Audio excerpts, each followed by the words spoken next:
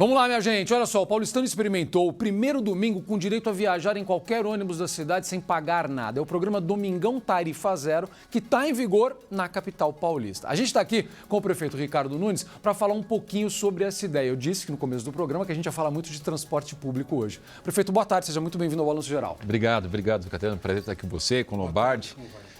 Muito bom estar aqui com vocês, Balanço Geral. Uma alegria. E realmente é uma inovação na cidade. Domingo passado foi o primeiro domingo do Domingão Tarifa Zero e um grande sucesso, uma quantidade bastante considerável de paulistanos utilizando o transporte. A gente aumentou em 35% daquilo que normalmente as pessoas da cidade de São Paulo utilizavam o transporte aos domingos. Então, uma avaliação positiva dessa estreia. Muito, Zucatelli. A gente tinha aos domingos 2.200.000 passageiros que utilizavam o transporte ao domingo. Tá. Nesse domingo passado, nós chegamos na marca de 2.974.400 passageiros. Aumentou 35%. Então, foi um grande sucesso. Agora, obviamente, inclusive falando aqui agora do Balanço Geral, as pessoas vão tomando mais conhecimento com essa grande audiência e vão utilizando o transporte aos domingos. É algo fundamental. Uma família que trabalha a semana inteira poder sair ali no domingo, conhecer a cidade, ir nos espaços esportivos, poder ir nos equipamentos culturais, né, conhecer, visitar um parente num culto, numa missa, enfim, usar a cidade. E Zucatelli tem uma coisa muito importante, Lombardi, que eu queria compartilhar com vocês. Nós temos quase 5.000 ônibus, 4.850 ônibus que circulam aos domingos. A gente tinha 40% de uso e 60% estava ocioso. E agora o que a gente tem? A gente tem essa ociosidade que tinha no transporte sendo utilizado pelas pessoas aqui da cidade de São Paulo, quem mora, quem trabalha, quem vive, quem nos visita, podendo usar o transporte coletivo gratuito aos domingos. É uma política pública muito importante e foi muito bacana. Eu fui com a minha esposa, com a Regina, com a minha filha Isabela, por exemplo, lá na atividade de Natal, na água espraiada, né? Poder ir no ônibus conversando com as pessoas, vendo as pessoas falando, olha, estou visitando um parente que eu não podia. Por que R$50? Porque R$50, o Lombardi, é um casal com 3 filhos, por exemplo. Prefeito, outro dia nós fizemos uma conta aqui com o Gotino a respeito no domingo. Você pega marido, mulher, 4 filhos. Pronto. Sai da Zona Leste, do fundo da Zona Leste, ou sai do fundo da Zona Norte, ou da Zona Sul, da Zona Oeste, para ir para o Ibirapuera. Passar o dia no Ibirapuera. Quanto ele iria gastar se ele fosse ter que pagar a condução dele, da mulher e dos 4 filhos? Muitas ida vezes e volta. Vai inviabilizar, muitas vezes. Não faz, fica... Então não tem essa opção de conhecer. Eu frequento o Ibirapuera, eu vejo... As pessoas esticam lá, fazem piquenique, levam a família. É muito legal isso. É um negócio meio sério quando você fala assim, a tarifa é de graça aos domingos. É de graça mesmo, mas será que é verdade? Tá aí, ó. E o que precisa melhorar? A partir dessa primeiro dia a gente olha tudo, fica todo mundo feliz, mas, claro, eu tenho certeza que vocês têm um olhar. Precisam melhorar isso, precisam melhorar aquilo. O que precisa melhorar? Olha, Zucatelli, a gente fez essa análise, né? Chegamos nesse número de 2.200.000 para 2.974.400 passageiros, 35% de utilização a mais do que aos domingos. A periferia teve um movimento maior, foi para 38%, principalmente, Lombardi, utilizando o Parque Ibirapuera, Parque do Carmo. Isso, os parques, ele acabou de falar. Os parques, né? Muito importante. É ir acompanhando o Zucatelli e fazendo o ajuste. Obviamente, uma cidade, país desse tamanho, quase 5.000 ônibus, você vai fazendo algum ajuste. Ah, precisa de mais ônibus aqui, a gente coloca lá. Aqui não está usando tanto. Então, esses ajustes vão ser acompanhados, monitorados continuamente para a gente poder cada vez melhorar o transporte. E esses ônibus nossos aí, ó, 90% tem ar-condicionado. Daí dá bem, né? 80% tem USB, são ônibus acessíveis. Então, a gente precisa... Tem muito trabalho pela frente, mas a gente conseguiu avançar bastante. Essas foram 2 perguntas que a gente recebeu dos telespectadores, que o pessoal sabia que a gente ia conversar sobre isso, e eles falaram exatamente sobre essas 2 coisas. Alguns reclamaram da pequena quantidade de ônibus. Então, vocês estão monitorando para colocar mais ônibus onde o pessoal sentiu falta, é isso? Exatamente. A gente tinha, por exemplo, eu queria ressaltar que eu te falei aqui, Zucatelli, dos ônibus que a gente tinha aos domingos, 4.850 ônibus, só usavam 40%. Portanto, 60% estava ocioso. Então, a gente já paga esse custo, né? A Prefeitura de São Paulo paga por quilômetro aos concessionários. Então, agora a gente vai fazer o melhor uso do recurso público, inclusive, porque vai ter mais utilização pela população. O senhor tocou num ponto importante, que é essa questão do subsídio. O senhor me corrija se eu estiver errado, mas em novembro, acho que foi 5,3 bilhões, é isso? De reais.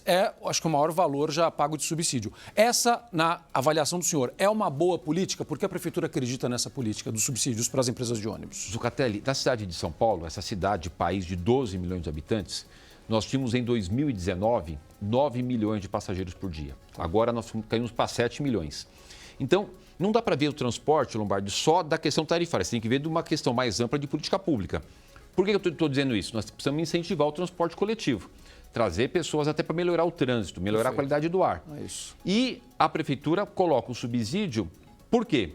Para você manter aquela tarifa de R$ 4,40. Inclusive, eu não vou aumentar a tarifa. Até saíram algumas pessoas soltando alguns fake news que aumenta a tarifa. Eu não vou aumentar a tarifa permanece no ano de 2024 nos R$ 4,40, será o 4º ano consecutivo. Se não, a tarifa era para estar praticamente R$ 8,00, quase R$ 8,00. Aí pesa muito para a população. Aí as pessoas iam deixar de fazer uso do transporte ou ia pesar para fazer a sua feira, para poder fazer atividades. Então, eu entendo, e o Lombardi, todos nós entendemos, obviamente, que o transporte coletivo, ele também é um direito das pessoas, estamos falando das pessoas mais pobres, que mais precisam, como é o acesso à saúde, à educação. Hoje eu já inaugurei uma creche hoje de manhã, lá na Pedreira. Cidade de São Paulo é o terceiro ano consecutivo que não tem falta de vaga de creche. A gente tem vaga de creche para todas as crianças. Isso é essencial para a mãe poder trabalhar, para a economia girar. UPA, já inaugurei 10 UPAs, vou inaugurar mais 10 até o final do ano que vem.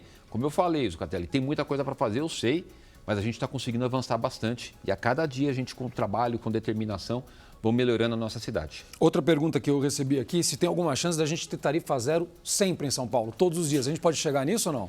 Existe um estudo trabalhando, agora o que acontece? Hein? Mas tem que ter responsabilidade fiscal. São Paulo hoje está numa condição de responsabilidade fiscal, dinheiro em caixa, não tem fornecedor em atraso, o funcionarismo pago em dia. Agora, o que acontece? Para muito rapidamente, o nosso tempo é curto, mas eu preciso fazer aqui, posso, Zucatelli, bem rápido? Pode. Vamos lá. Eu prometi para o telespectador que a gente ia falar de transporte público, por isso que o pessoal mandou pergunta, prefeito. Vamos lá. Vamos lá para poder compartilhar aqui com os nossos telespectadores. Ano passado, 2022, ano fechado, custou 10 bilhões o sistema. Nós arrecadamos 5 bilhões de tarifa. As pessoas pagaram ou vale transporte ou tarifa. Os 5 bi a prefeitura colocou para poder manter a tarifa nos 4,40, manter os 12 mil ônibus circulando na cidade, mesmo tendo caído. Lembra que eu falei que nós tínhamos 9 milhões de passageiros? E agora estamos com 7 milhões. Perdemos praticamente 20% de passageiro, mas a gente mantém 95% da frota ativa na cidade. E aí, a gente precisaria, se fosse ter a tarifa gratuita, colocar não os 5 bi, 10 bi. Aí eu teria que tirar da saúde e da educação. Nós estamos dentro do nosso estudo, fazendo uma série de levantamentos para poder trazer receita, sem criar nenhuma taxa, criar nenhum imposto, mas trazer receita para um fundo municipal de transportes e aí sim a gente poder avançar na gratuidade da tarifa. Mas isso tem um processo, tem que ser feito com seriedade. Mas tem chance? Tem chance de a gente conseguir colocar para frente, por exemplo, ter publicidade em ônibus, ter aquele valor que as pessoas já pagam do CID, que é o imposto da gasolina, e esse valor não é criar taxa, já existe. Transferir para o Fundo Municipal de Transporte Coletivo, enfim, pegar uma parte do IPVA, que é o imposto de quem tem o carro, paga uma parte, transferir para o Fundo Municipal de Transporte Coletivo, porque assim, quem já tem o transporte individual e já paga alguns impostos, o que a gente defende? Que é parte desses recursos, desses impostos, dessas taxas, que precisariam ser destinados ao transporte coletivo para ajudar a cidade, inclusive na questão do trânsito e da mobilidade. Prefeito, o embrião já foi dado, né? Colocou-se lá, começou no domingo, agora vamos ver, depois vem um sábado, depois o feriado. Quem sabe? Por aí vai, né? Prefeito, tem uma coisa que é a mais pura verdade, que se você tiver transporte coletivo de qualidade, se você vai da sua casa para o seu trabalho, você tem de qualidade, você prefere deixar o carro em casa. Não é muito melhor você ir lendo, você ir estudando, assistindo um filme. Então, é isso, tendo transporte de qualidade, o pessoal troca. E aí diminui o trânsito, melhora o ar, fica tudo melhor.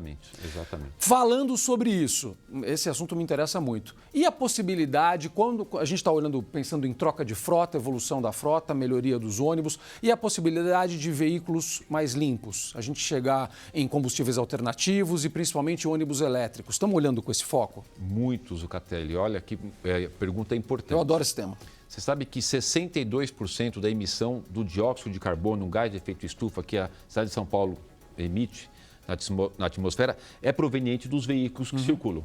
São 7 milhões de carros por dia, 1 milhão e 100 mil motos por dia. Tá. Metade dessa emissão de dióxido de carbono é proveniente dos veículos a diesel, portanto, basicamente dos ônibus. E a gente está fazendo o quê? Substituindo os ônibus a diesel por ônibus elétricos, que é o que tem de tecnologia hoje. Então, a gente tem um grande programa. Até o final do ano que vem, a gente deve chegar em 20% da nossa frota substituída e aí vamos dar continuidade para ir fazendo essa substituição. E tem algo fundamental que são outros modais de transporte, como, por exemplo, a gente tem aqui na cidade de São Paulo a represa Billings, a represa Guarapiranga, né, da gente poder colocar o transporte hidroviário que vai começar no ano que vem. E o incentivo para veículos elétricos. A gente fez aqui uma lei onde o valor que as pessoas pagam do IPVA, que é o imposto estadual, mais metade vem para a prefeitura, que quem tem o veículo elétrico, uma parte do valor que ele paga do IPVA, a prefeitura devolve. É um incentivo. Outra coisa, quem tem veículo elétrico não faz parte do rodízio de veículos. Isso, verdade. Ele está isento. Então, Mas isso é um incentivo pouca gente incrível. pouca gente sabe disso. Isso é um incentivo já estamos dando aqui Pouca agora, gente Lombardi. sabe disso. Quem tem veículo elétrico não está isento do rodízio. Que maravilha isso. Você sabe que minha irmã está trocando de carro, ela pergunta para mim, né? Eu trabalhei anos no Jornal do Carro, o Renato sabe disso, eu gosto muito desse assunto.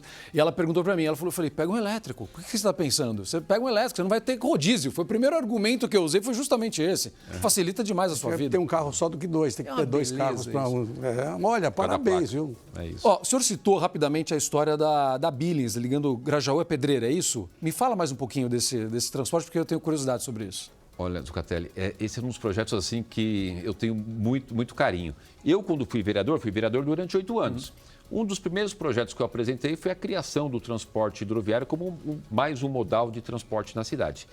E a própria dinâmica da cidade, que tem a represa Guarapiranga, tem a represa Billings, e o que os países do mundo inteiro, as grandes cidades, fazem utilizar o seu transporte hidroviário. Você vai em Dubai, tem transporte hidroviário, você vai em Lisboa, você vai em vários locais. E aqui a gente não tem esse uso, né? E nós vamos lançar, já está chegando os barcos, a gente já está fazendo os piers. A partir de final de janeiro, fevereiro, a gente já vai começar o transporte hidroviário ali na Billings. Quem está lá no Grajaú, quem aí é do Grajaú, que está lá no Cantinho do Céu, Cocaia, Gaivotas, ele vai poder pegar o barco, vai pela Billings até ali, próximo da Nossa Senhora de Sabará e de Santo Amaro, que está pertinho do metrô CPTM. E aí, olha que coisa interessante, quem está lá naquele local do Grajaú tem que pegar Belmira, Marim, Teutônio e Vilela, dependendo do horário, chega a 1 hora, passa de 1 hora. Verdade. Ele vai fazer o trajeto de barco em 15, 20 minutos. Olha.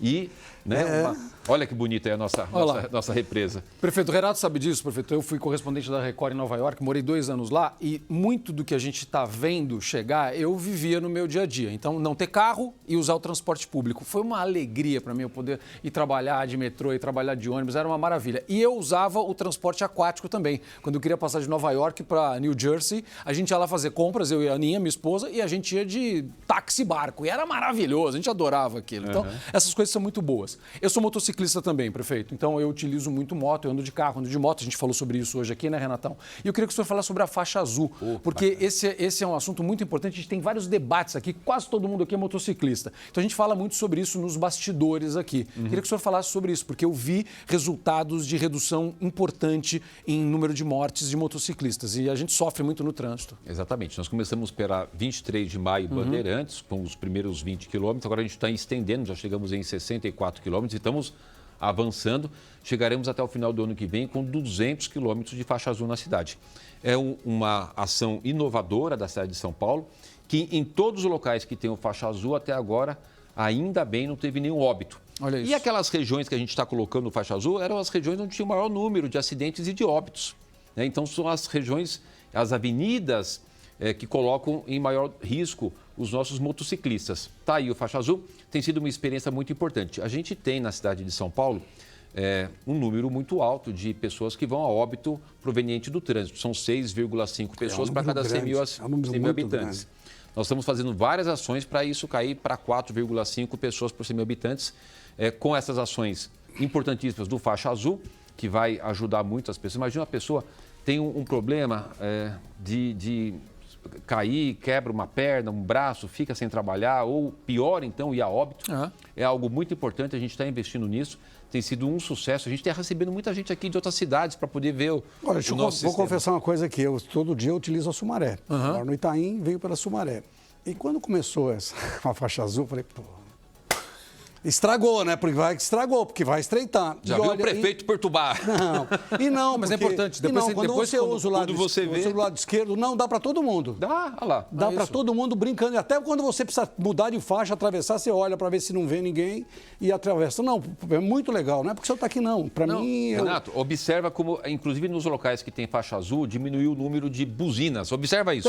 Porque é terrível, né? Quando eles ficam ali brigando pelo espaço e buzina, ali não. Então ele tem a linha dele, o faixa azul, o motorista vai tranquilamente. Até essa questão da comodidade e da urbanidade nesse processo faixa azul é muito importante para a cidade. Eu tenho uma dúvida sobre essa questão da faixa azul como motociclista. A gente teve um debate uma vez aqui com os motociclistas, o Renato estava aqui também, porque eu falava, mas por que a faixa azul não é totalmente à esquerda? Por que tem uma faixa de carros para lá? Aí o pessoal me explicou, não, porque você vai ficar pressionado entre o carro e a parede, e aí eles falam, não, por isso, né? E a calçada, então por isso que a escolha foi por essa. Enfim, isso é uma novidade e é bom que ganhe a cidade toda. Prefeito, a gente está com um trânsito muito complicado em São Paulo nesse final de ano, e aí alguns telespectadores mandaram para a gente aqui um questionamento sobre as obras, que a gente sabe que é importante, viaduto, manutenção, ponte, aquela coisa toda que tem que fazer, porque depois quando cai, quando interdita, aí é uma dor de cabeça maior. A Avenida Santo Amaro lá, hein? É isso, não é? A Avenida Santo Amaro ali, quando acontece isso, e aí o pessoal está perguntando, por que a gente não começou essas obras um pouco antes, prefeito? Por conta de fim de ano, que o trânsito já fica complicado. Nós começamos antes, Zucatelli, mas o que acontece? Algo a gente precisa também ponderar e colocar aqui, Renato. 2021, como é que foi 2021? Foi o ano inteiro de pandemia. E a cidade de São Paulo não faltou leito para ninguém de enfermaria, não faltou UTI para ninguém, não faltou oxigênio. Se tornou a capital mundial da vacina. A gente focou muito para cuidar das pessoas naquele momento muito difícil. Você sabe que entre abril e maio morriam na cidade de São Paulo 275 pessoas por dia na média móvel. Pega 7 dias, a média era de 275 pessoas naquele período ali, abril e maio. Então, a gente, obviamente, tinha e corretamente focamos naquela situação, mas não paramos. As coisas foram acontecendo. E a gente tem muita obra. Eu vou pegar ponte e viaduto. Vamos lá. Olha, o que as pessoas brigavam comigo por conta da obra aqui da Cidade Jardim, que a gente entregou, liberou dia 14. Já está funcionando. Aquela ponte, ela ia colapsar. Ela estava com laudo do engenheiro, que ela ia colapsar, como aconteceu no T5 em 2019, que parou a cidade. Agora, eu acabei de falar para vocês que nós temos 7 milhões de veículos que circulam por dia e 1 milhão e 100 mil motos. Você não pode ter uma cidade com volume desse de veículos sem ter ações preventivas e corretivas. Ponte e viaduto. No ano passado, eu fiz a recuperação estrutural e recuperação funcional de 54 pontos de viadutos. Hoje eu estou com 28 em obras. Tá. E eu vou fazer 215. A cidade chegou num patamar da sua saúde financeira de poder fazer frente às suas necessidades. Tem uma questão também que antes não tinha tanto essa questão financeira. A gente vem num trabalho desde 2017, depois o Bruno Covas, e a gente vem dando continuidade para acertar o caixa. Você sabe que a agência FIT, que é a agência internacional que classifica países, estados e municípios, você que conhece bem o mundo todo, né? Morou fora, conhece bem. A nossa classificação pela FIT foi de AAA, 3As. Para a gente ter uma ideia, Miami é AA, 2As. Então a gente conseguiu fazer uma ação importante de muito trabalho, uma equipe muito dedicada, muito comprometida e muito competente, de a gente deixar a cidade com capacidade de investimento.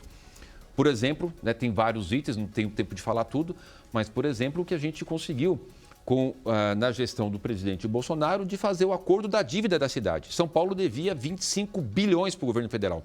Todo o último dia do mês, eu tinha que pagar 280 milhões de dívida com o governo federal. E num acordo muito importante para o governo federal e para a prefeitura, e uma ação judicial do Campo de Marte, que data de 1954, eu levei ao presidente a proposta da gente acertar a questão do Campo de Marte, fica para eles, e a gente zerar a dívida. Então, esse é um dos itens. E com a cidade, com capacidade de investimento, a gente tem que fazer. Recap. O maior programa de recap da história da cidade. Passamos de 10 milhões de metros quadrados. A cidade é esburacada, né? Era cheio de buraco. Renato, as pessoas ficavam bravas comigo por causa do buraco. Agora a gente está recapeando tudo, agora às vezes briga um pouquinho por causa da obra. Mas depois que terminar a obra, fica tudo bem.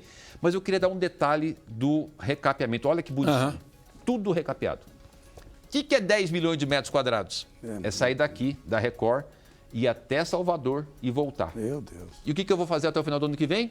20 milhões de metros quadrados. É sair do Rio Grande do Norte, pegar toda a costa do Brasil e chegar até o Rio Grande do Sul. Vamos dobrar. O que a gente já fez foi muita coisa, o maior programa da história da cidade. A gente vai, até o final do ano que vem, conseguir dobrar o que a gente já fez até agora.